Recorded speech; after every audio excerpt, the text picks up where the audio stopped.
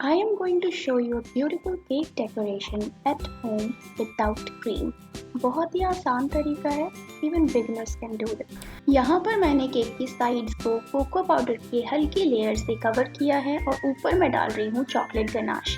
This is a very simple ganache recipe, 2 ingredient से 1 minute में बन जाता है। इसका लिंक मैंने डिस्क्रिप्शन में डाल दिया, you can check that out. इसको ऐसे भी छोड़ सकते हैं या फिर यहाँ पर मैंने हल्का हल्का स्प्रेड कर दिया है।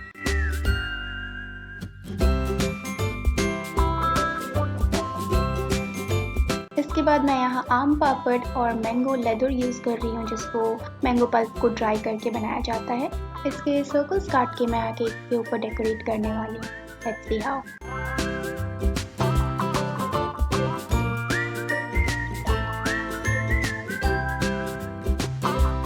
इन सर्कल्स को आप कहीं भी इधर उधर लगा दो केक पे, सब सुंदर लगता है। इसको आप जैसे चाहें वैसे सजा सकते हैं।